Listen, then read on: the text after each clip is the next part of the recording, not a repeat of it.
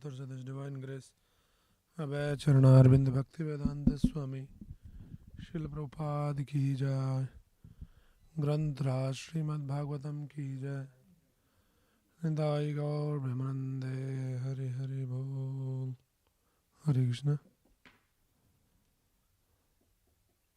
You are ready for a streaming or shall I stream?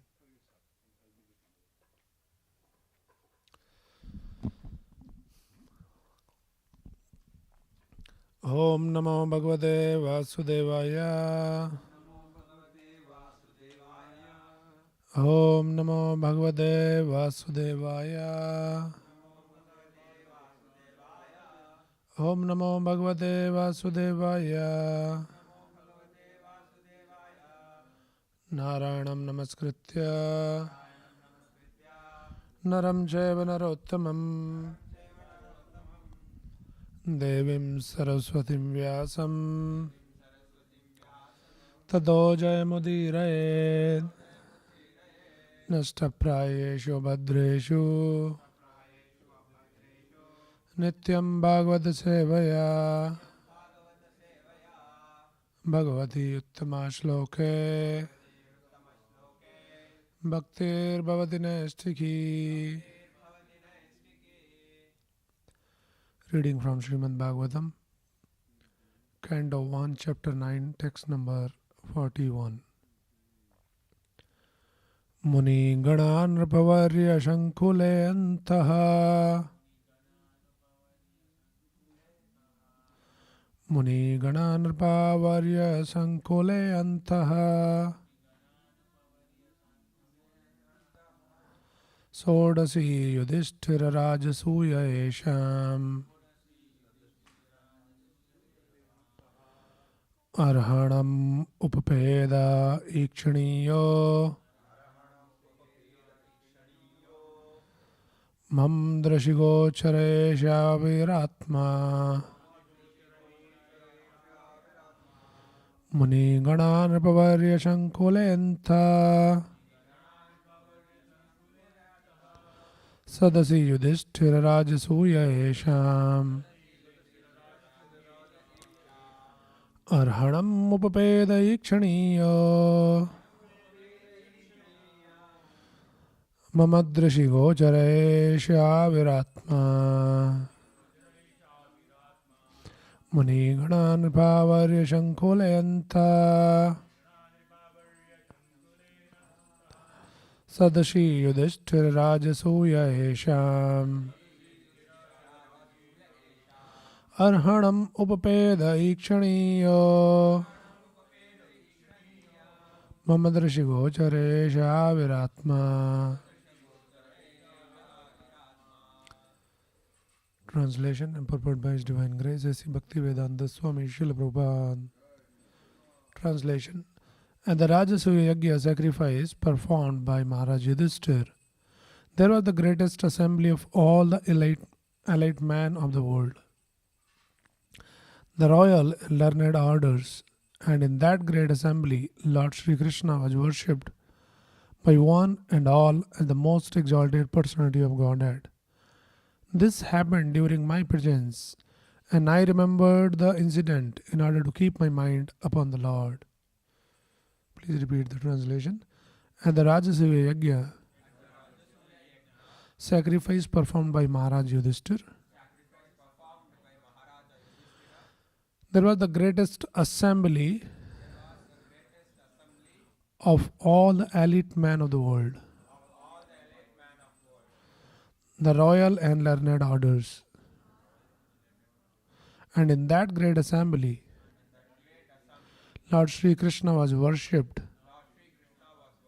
by one and all as the most exalted personality of Godhead.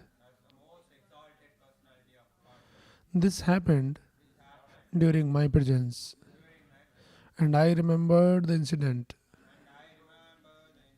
in order to keep my mind upon the Lord. Purport. After gaining victory in the battle of Kurukshetra, Maharaj Yudhishthira, the emperor of the world, performed the Rajasuya sacrificial ceremony.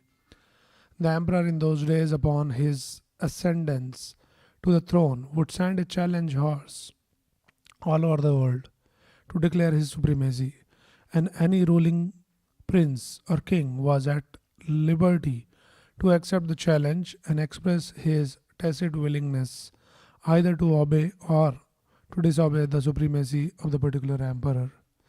One who accepted the challenge had to fight with the emperor and establish his own supremacy by victory.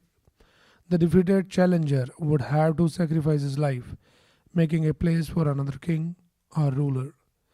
So Maharaj Yudhishthir also dispatched such challenging horses all over the world, and every ruling prince and king all over the world accepted Maharaj Yudhishthir's leadership as the emperor of the world. After this, all rulers of the world under the regime of Maharaj Yudhishthir were invited to participate in the great sacrificial ceremony of Rajasuya. Such performances required hundreds of millions of dollars, and it was not an easy job for a petty king. Such a sacrificial ceremony, being too expensive and also difficult to perform under present circumstances, is now impossible in this age of Kali. Nor can anyone secure the required expert priesthood to take charge of the ceremony. So, after being invited, all the kings and great learned sages of the world assembled in the capital of Maharaj Yudhishthir. The learned society, including the great philosophers, religionists, physicians, scientists, and all great sages, was invited.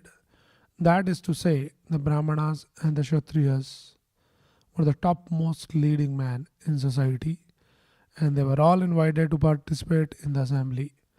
The Vaishyas and Sudras were unimportant elements in society and they are not mentioned herein. Due to the change of social activities in the modern age, the importance of man has also changed in terms of occupational positions. So, in that great assembly, Lord Sri Krishna was the cynosure of neighboring eyes.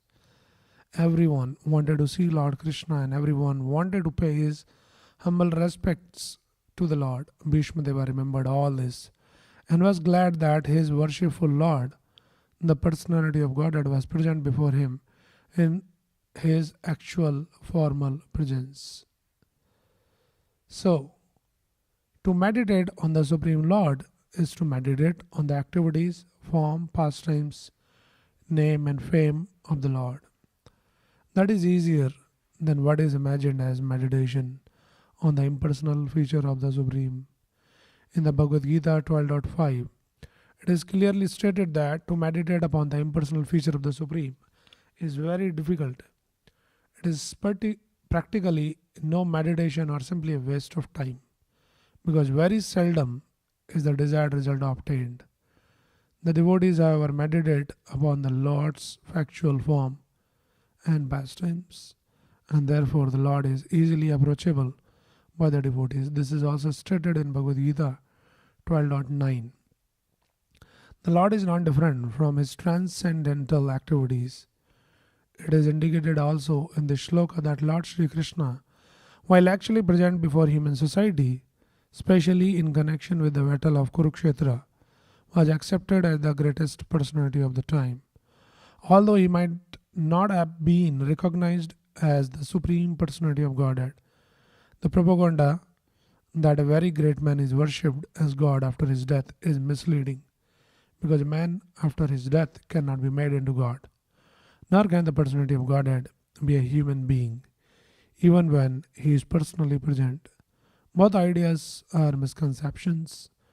The idea of anthropomorphism cannot be applicable in the case of Lord Krishna. Thus is the Bhakti Vedanta purport. Om Ajnanatimirandasya Jnananjanashalakaya Chakshurunmilitam Yena Tasmai Shri Gurave Namaha. Namaham Vishnupadaya Krishna Prasthaya Bhutale Srimate Bhaktivedanta Swamin Nidinamine. Namaste Saraswate Deve Gauravani Pracharine Nirvisesha Shunyavadi Vashada Deshadarine. Jai Shri Krishna Chaitanya Prabhu Nityananda Shri Advaita Gadadhar Shri Vasadi Gaur Bhakta Vrinda. Hare Krishna Krishna Krishna Hare Hare Hare Rama Rama Rama Hare Hare. Hare Krishna. So Bhishma Deva is remembering another incident which was actually before the battle, Rajasuya Yajna, performed by Yudhishthir Maharaj, and Bhishma Deva was also present in that assembly. So he's remembering, and he's remembering very specific thing and what happened there. So we'll talk about that also. But Prabhupada is bringing this point here. To meditate on the Supreme Lord is to meditate on the activities, form, pastimes, name and fame of the Lord. That is easier than what is imagined as meditation on the impersonal feature of the Supreme. So this is one important point to understand from this verse. Prabhupada is quoting from the 12th chapter. So we know there's a discussion between Krishna and Arjuna. 12th chapter, how it begins? It begins with Arjuna's inquiry. What Arjuna asked in 12th chapter? What was the question? The first verse. Evam sadata yuktaye bhaktas tvam paryupasate ye chapi aksharam avyaktam tesham ke yoga vittamaha. So Arjuna asked, which is uttamaha? Which is better? Evam sadata yuktaye bhaktas tvam paryupasate. Those who are the bhaktas, the devotees, and they're engaged, satata yukta, always engaged, constantly engaged in remembering you and worshipping your personal form. Or che ye chapi aksharam avyaktam, those who believe and worship your unmanifested form, impersonalism. Tesham ke yoga vittama. Krishna tell which is better, worship personal form or impersonal feature. And Krishna straight away in the next verse only confirms, and he answers. Sri Bhagavan Ovacha. What is Krishna's answer? What is this? Mai avesh manoye mam nitya yukta upashate Shraddhaya paryopedas teme yuktatama mataha. So this is Krishna's opinion. He says yuktatama mataha. This is my mat. This is my opinion. Krishna's opinion. What is his opinion? Mai avesh manoye mam. Those who engage their mind fully into me. Nitya yukta upashate. Shraddhaya paryopedas. With Shraddha, they worship me. So this is very important, and Prabhupada is bringing the point. It becomes very easy to meditate on the Supreme Lord through his activities, form, pastimes.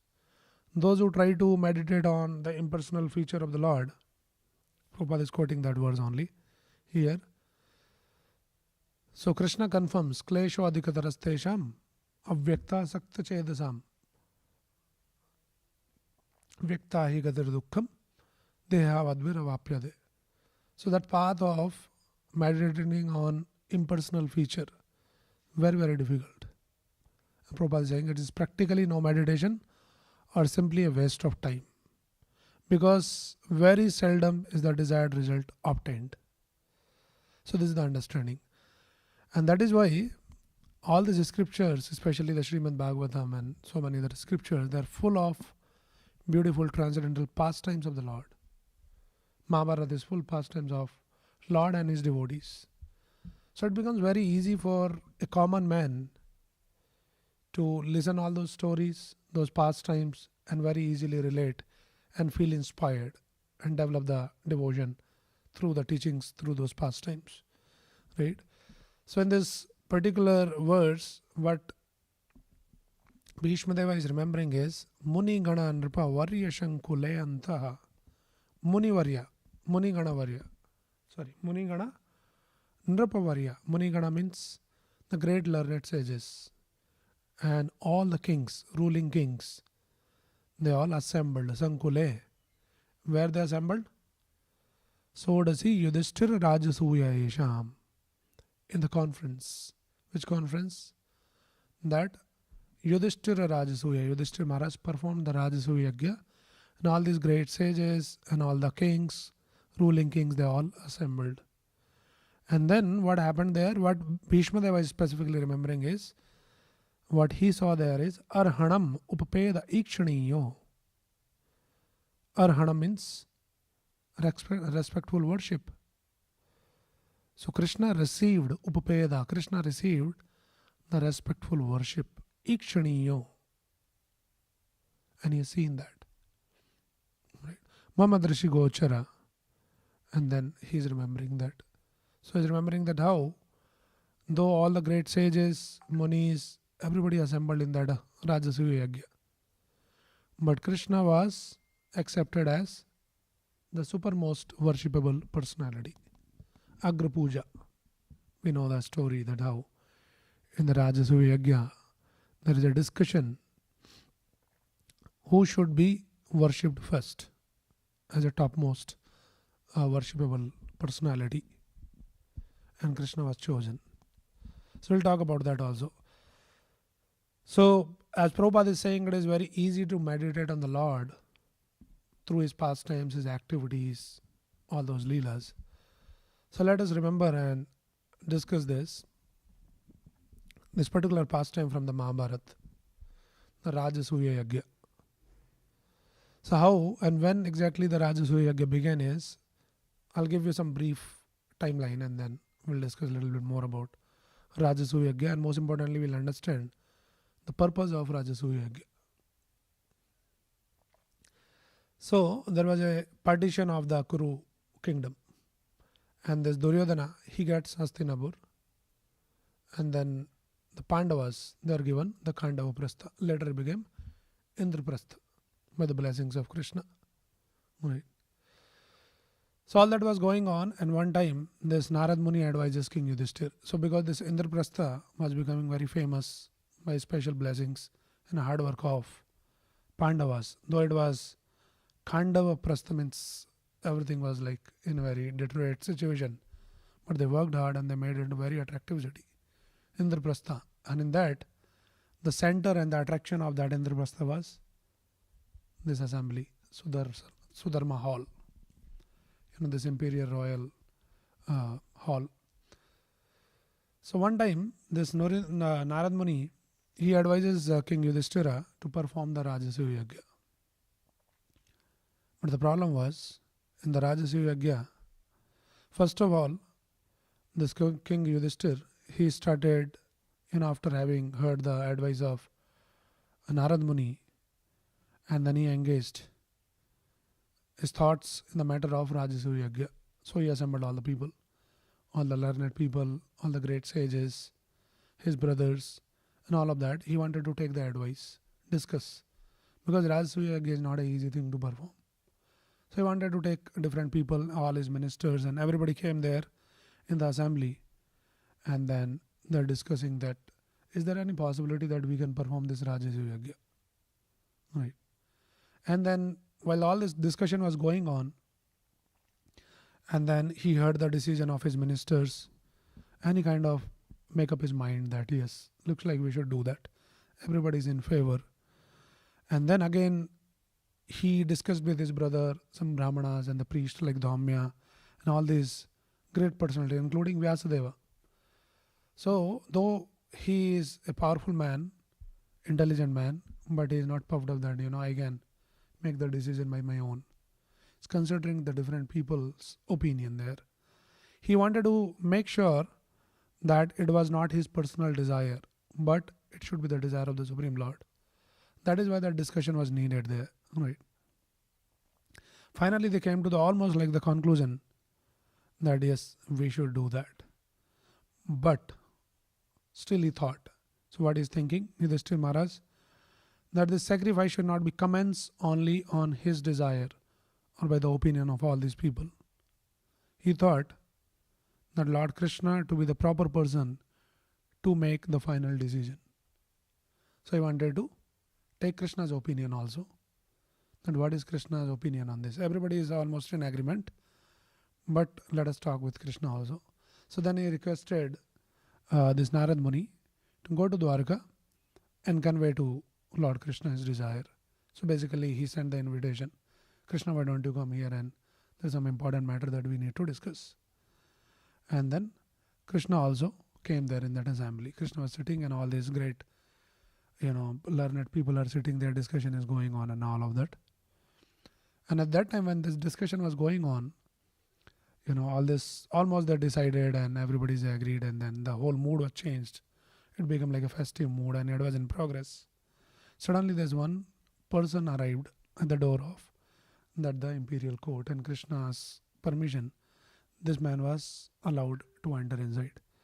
And this person came there, he bowed down to everyone and to Krishna, and he stand in front of Krishna with the joined palms, and then with his permission, he started to speak. So he says that how this Jarasandha, he has conquered all other kingdoms, and how many kings did not accept subjugation before Jarasandha. As a result of their refusal, all of them numbering 20,000. So the 20,000 kings were arrested and incarcerated. This man was a messenger from this imprisoned kings, and he now presented their pleas before Lord Krishna. So now what happens if somebody has to perform the Rajasuya Yajna? Then condition is all the ruling kings should accept the supremacy of the king who is performing the Rajasuya Yajna. In this case, it is Yudhishthir Maharaj. But now everybody's concern was that Jarasandha is not going to accept your leadership. He is in his own world. First, we have to fix this problem, right? So then Narad Muni also arrives in that court in that time. And then Lord Krishna received Narad Muni and gave him all the respect to set the example. Though Narad Muni knew that Krishna is the Supreme Lord, and many people in that assembly knew Krishna is the Supreme Lord. But Krishna, to set an example, he received Narad Muni, and then all discussion was going on, and everybody was in agreement that first we should defeat the Jarasandha. Narad Muni also suggested the same thing, that yes, somebody should go to the Jarasandha. Either he accept the subjugation of Yudhishthira Maharaj under his rule, or he should challenge the king. That is also an option. They can fight and they have to defeat in the battle, like that. So all this happened finally, and we all know the short and the long story short is Krishna takes Arjuna and Bhima together to the Magad kingdom, and he says, and they were in the garb of the Brahmanas, right? So Krishna says, he welcomed Krishna and he says, what do you want? He says, in my welcome, I want the gift of battle. You should fight with me. So the Jarasandha say, I am not going to fight with you. You are the most unreliable person. You have the history of running away from the battle only. So I'm not interested in fighting with you. And then finally, we all know the story that how, by Krishna's arrangement, that Bhima fought with Jarasandha, and by Krishna's guidance, Bhima killed the Jarasandha. Right. So till here, the story is over. Now, after the defeat of powerful King Jarasandha, Yudhishthir, the eldest Pandava, was ready to perform the Rajasuya Yajna, a grand royal sacrifice that would proclaim him as emperor of Bharatvarsha, ruler over all other kings. This prestigious ritual required all neighboring kingdoms to acknowledge Yudhishthira's supremacy, either through alliance or submission. To secure their alliance, Yudhishthir sent his four brothers Bhima, Arjuna, Nakula and Sahadev. So Lord has to, so these are all the preparations for Rajasuya Yajna. It is all happening before Rajasuya begins. So we can understand that it is not possible to perform these kind of things very easily. So this is, the preparation is going on.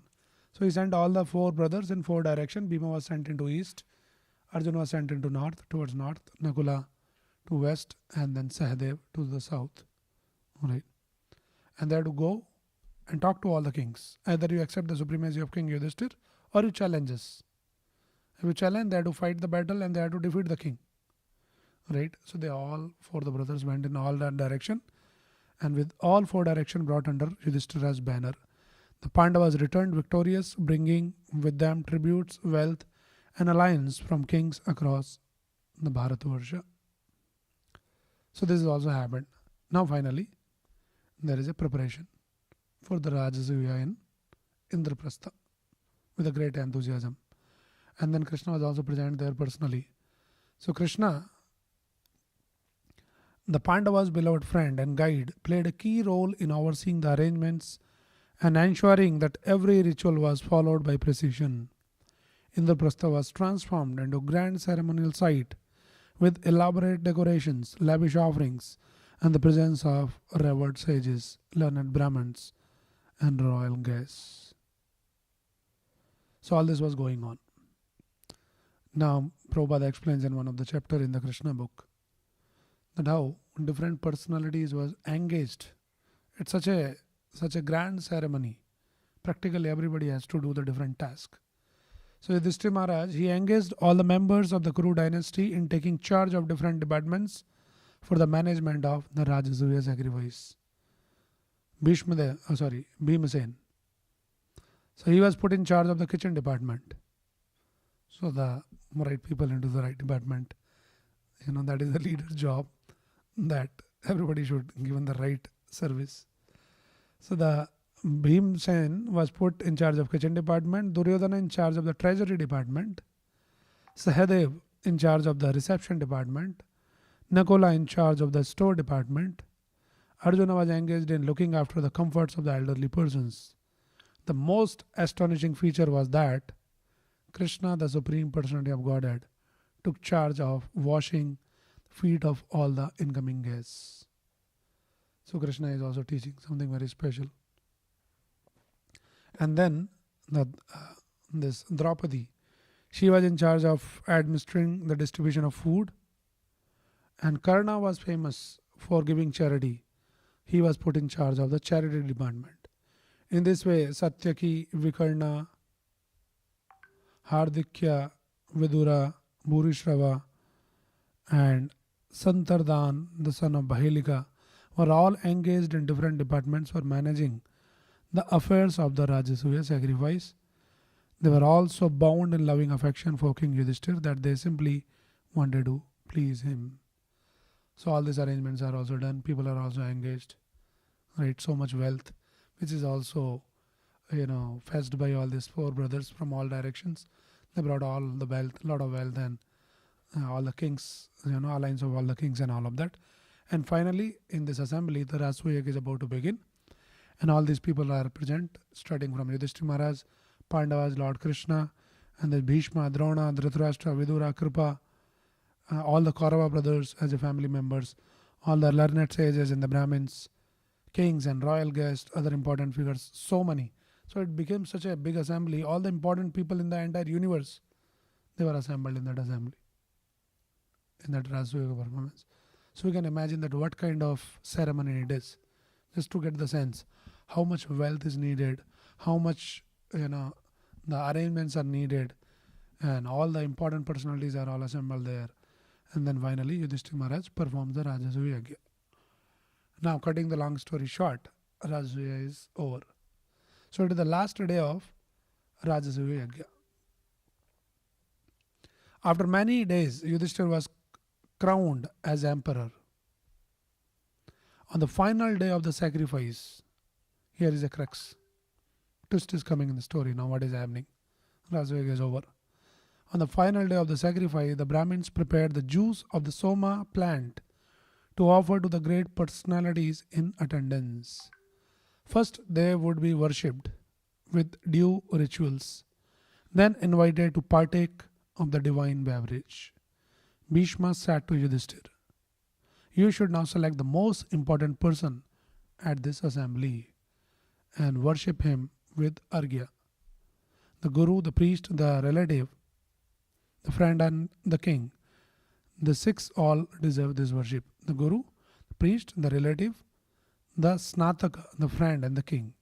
The six all deserves this worship.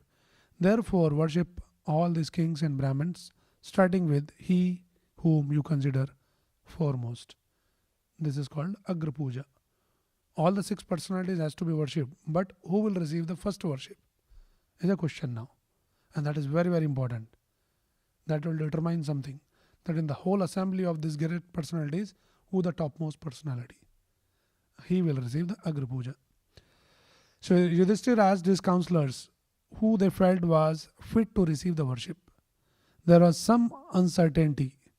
Some suggested Brahma, while others Shiva, and some Vyasadeva.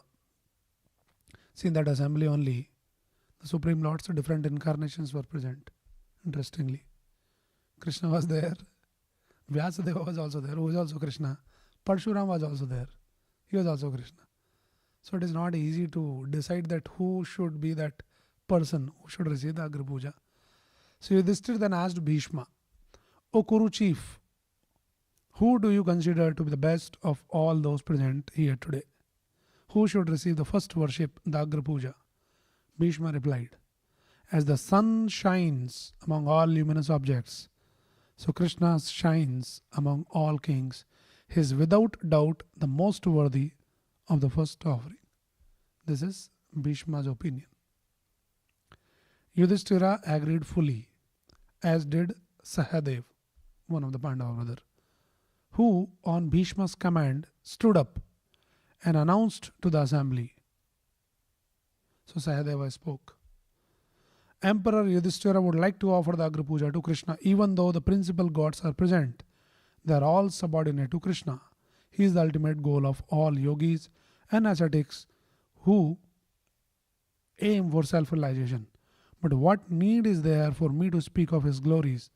All you exalted personalities are well aware of Krishna's position. Indeed, Krishna is the super soul of all. Therefore, by satisfying him, we will satisfy all created beings. Sahadeva continued to glorify Krishna for several more minutes. When he stopped speaking, the rishis, celestials, and assembled kings resoundingly approved. Now everybody is approved. Everybody is approving. Oh yes, that's true. Seeing his decision confirmed by the Brahmins and gods, Yudhishthira began to worship Krishna with tears in his eyes. Showers of flowers fell from the sky, and as he offered him the Arghya and the Somraja, everyone cheered and stood in respect as Krishna was worshipped. This is going on, everybody is happy, everybody accepts Krishna's supremacy. But there are always some people. But a few monarchs had not agreed. Who were the foremost? Shishupal. Shishupal in particular was outraged. So Shishupal had the history from the very beginning, from his childhood only. He has been always very envious to Krishna. He always finds every opportunity to blaspheme, to abuse him, to point him out like that. But Krishna has given the promise to Shishupal's mother in his childhood only.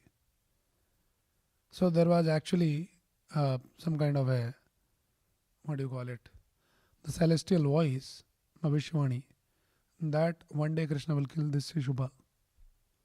In very childhood only, as soon as he was born. So that Shishupal's mother was very concerned and worried. And then, she requested Krishna, and Krishna says, I'll not kill. I'll tolerate his insults also, his blasphemy also, till 100 abuses. But after that, I'll also not tolerate. So it was a well-known fact to everyone that Krishna will tolerate 100 abuses to Shishupal also. But what is happening here is, Shishupal in particular was outraged. Now, Shishupal has been always very, very envious. And then this Rukmani's episode happens, where Rukmani was kidnapped. Right. That enraged Shishupal even further. So he became even more envious to Krishna. He was always looking like, I have to do something about this guy. So he was outraged. Now he got another opportunity this time. And his enviousness is coming out now. He couldn't tolerate. So he is saying, and he remained seated while the offering was made to Krishna. He was seething. Krishna was his enemy. Shishupal had once been about to marry the beautiful Rukmani, but Krishna had kidnapped her on her wedding day and married her himself. From that day forward, his enmity toward Krishna had only increased. This offering of honor was too much to tolerate. He suddenly leaped to his feet and began to roar angrily. Surely destiny is supreme. Now he started speaking. What is he saying? Surely destiny is supreme. Otherwise, how could this injustice have occurred? How could those present have been influenced by the words of a foolish boy? I cannot agree with Sahadeva's statements. There are many personalities here much more worthy of the worship than Krishna. The great rishis, the gods, and all earth's king are present. Krishna is not even a king. He is nothing but the son of a coward man. We cannot even ascertain his caste or social position. He seems to care nothing for Vedic injunctions and principles. How then can he be worshipped in this assembly? Shishupal frowned. His coppery eye challenged those in the assembly. Krishna is neither the eldest, the wisest, nor the most powerful person present. There are many others present who are more qualified than Krishna in every way. Yudhishthir could have worshipped any one of them before selecting Krishna. So like that, he goes on speaking 100 abuses. We are not getting in detail. So despite knowing that, it was a fact that Krishna will not tolerate beyond 100 abuses. And Krishna kind of reminded at right time, horrible 90 is over. Just be careful. Control your emotion at this point. But this is the nature of envy. He became so blinded by that emotion. He said, I don't care. And he goes speaking, and we all know the story that how Krishna released the Sudarshan Chakra and he was killed in that assembly. And in fact, it is, now tomorrow is Narsimha Jayanti. So the whole discussion of Narsimha's pastime begins from here only. So everybody saw that Shishupal's soul came out in that assembly and merged into Krishna. So the Shukdev Goswami and Parikshit Maharaj, they were asking that, looks like the Supreme Lord is partial. Parikshit Maharaj asked, and then Shukdev Goswami in response, the Lord is not partial. He narrated this story, particular episode, that in the Rajasuya Yajna, that Krishna delivered that most envious person. Shishupal, how he can be partial? Somebody who is his enemy, he delivered him also. He is not partial. And like that he goes on. And then, he asked that who is the Shishupal, and then say Jay and Vijay, and they fell down and then become Hiranyakashipu, Hiranyaksha, and then whole discussion of this Narsimha. But anyway, coming back to the story. So he goes on speaking like that, and he started influencing some of those kings who are not like 100% convinced about Krishna receiving this Agra Puja. Then finally this Bhishma at once stood up and justified the selection of Krishna. He spoke fearlessly, checking Shishupala as he walked away. He who does not approve of the worship of Krishna, who is the oldest person in the universe, deserves no respect at all. O King of Chedi, we do not worship Krishna out of material motivations. Many times I have heard from those very advanced in knowledge that Krishna is the Supreme Person in whom the universe itself is established. Foolish man like you can never understand. So this was finally Bhishma Deva's opinion. So this is about the Rajasuya Yajna. There's a lot more stories we are not getting. We'll come to the conclusion now. Why this Rajasuya Yajna happening and what is the actual purpose of Rajasuya Yajna? I'll just read this one conversation from Prabhupada and then we will connect this. So Prabhupada is talking to this one man, Dr. Sharma. So Dr. Sharma is saying, you sound like, when at the time of Yudhishthira's Rajasuya Yajna, there was Shishupal and the other people who objected. And then Sahadeva, who was to do Agra Puja of Krishna, he said. So this is the conversation of Prabhupada and Dr. Sharma. So what he says? There's a nice verse here. Keshavam Keshi Hantaram Bhaji Reda Purakramam Pujyamanam Maya Yoga Krishnana Sahat Vipraha Sarvesham Balinam Modhya Mayedam Niyatam Padam Keshavam Keshi Hantaram Bhaji Reda Purakramam Pujyamanam Moya Yoga Krishnana Sahata Vipra. So you kings who does not tolerate Krishna, house killer of Keshi and Keshava, if you don't honor, I am putting my foot over your head. So this is the conclusion. Crux. So he quoted this verse also. So Prabhupada is saying, that's it. One who does not accept Krishna the Supreme, I put my foot over your head. So Prabhupada is saying, that's it. I kick you on your face with my boot. Prabhupada was very strong in challenging all the scientists who deny the existence of God or who deny the supremacy of the Supreme Lord, even this impersonalist also. Right? So Dr. Sharma, so that's what Acharya is saying. If you don't recognize on the scientist, my foot to you. Swarup Damodar, kick the scientist in the face. Prabhupada, so this should be stopped. These rascals, these fools, they are passing on as scientists and misleading others. That business should be stopped, but they cannot answer. Okay, anyway, so this is something. So what Prabhupada is bringing here is that this business should be stopped. People, all these intellectual peoples, scientists, philosophers, they're not accepting Krishna's supremacy. So now coming to the conclusion, this Rajasuya Yajna, where all the great personalities, all the intellectuals from the entire universe, they assembled, and this Yudhishthir Maharaj is, making so much of arrangement, so much of resources are required. Purpose is one. There can be multifold purpose, but the main purpose is this: to establish Krishna's supremacy. That was the main purpose. To show to all the world, everyone who has assembled there, that he is the topmost person, foremost person, foremost personality, worshipable personalities. So that is the purpose of any yajna, not only just Rajasuya Yajna, but the purpose of yajna is samsiddhir haritoshanam, to satisfy the Supreme Lord, to please the Supreme Lord, to worship the Supreme Lord, and to establish the supremacy of the Supreme Lord, Sri Krishna. So that is what is our take. There can be so many details on that, how and all what happened, but this is the purpose. So this is how it is very, very important that this Rajasuya assembly in modern day, what is that assembly?